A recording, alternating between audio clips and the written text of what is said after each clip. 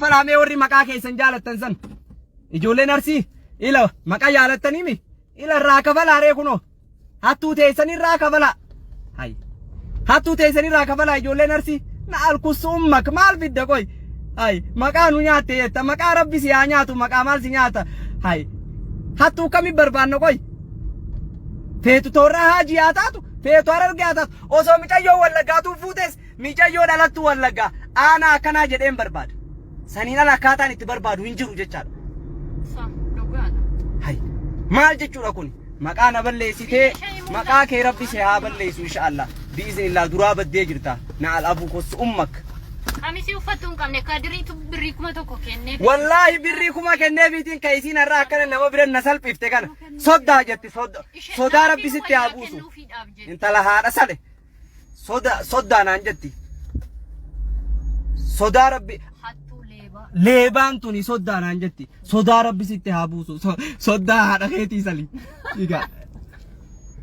jazbaa haadha rawtan namni qarshi kuma kenneefi wallaahi akka obboleettitti isin gaafadhu kunoo maatiin kee dhufee si haa fudhatu jeeni akka obboleessitti ilaalee birrii kuma harkatti kenneef namni kanaa jira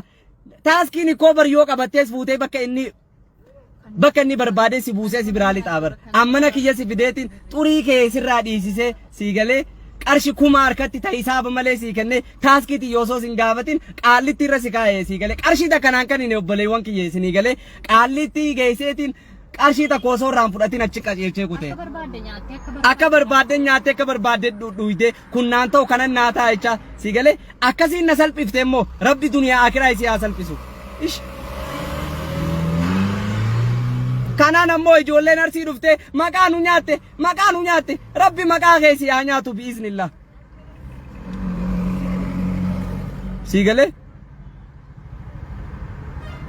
maqaa kee rabbi si haa nyaatu ansi ta'us dhagee obboleettii tiyya taate irraan tan arsii maqaa nu nyaatteettu fakkeenyaaf yoo ati waa balleessite mee isa si haa barbaadu paaspoortii mataaqaa wanni qabuuf ilmi namaa ittiin wal barbaaduudha bar yoo duute gartee eenyummaa kee ittiin beeku yoo balleessite eenyummaa kee ittiin beekuudha kanaafi bar wanni gandaa fi wanni ichirra kaaniif diqaalaa haadha rawu. Taanaa obboleewwan kiyya ol ka'ee gartee inshaallah lakki abadan ol ka'ee gaafadha akkanatti gartee naaf wanni hin taatu kunoo isinii ol ka'een jira kunoo obboleewwan kiyya ilmaan arseedha ka'anii gartee akka anaa taatu akka malee itti haa taatu miira xiqqoo akkanatti naa ol qabi. Ka'anii gartee akka anaa taatu akka maleen haa taatu gartee isin muufachiisee jiraadhe kunoo maqaa sikkoo mandootiin maqaa gartee arsoomaatiin maqaa oromummaatiin maqaa rabbiitiin isin gaafadhe dhiifamaa gartee aafuunaan illaahi warri natti aartan warri natti muufattan hundi keessaniitu garaa naa fixadhaa osoo garaa keessan nutti uummata kanarraa hin hambifanne osoo gartee afaan irratti uummata kanarraa hin hambifanne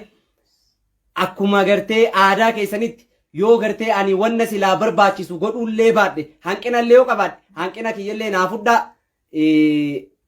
gartee nuti ummata borullee waliin jiraannu ani ammoo ammallee ka gartee waada isinii seenu dhugaadha dantaa kiyyaaf waan fedhellee yoo ta'e isin qarqaaraa jira malee bilaashatti isin qarqaaraan jiru kanan hin beeka haa ta'u ammoo arras borus namallee gartee isinillee qarqaaruu hin dhiisu wanna silaanirraa eegamu ka gartee kabaja kiyyanirraa gadi hin buufne eeggadhee akkan hojjedhuuf waada isinii gala Please adaraa rabbii jedha dhiifama naa godhaa adaraa dhiifama isinii jedha. Bakka asirraa gabaabaa. Thank you.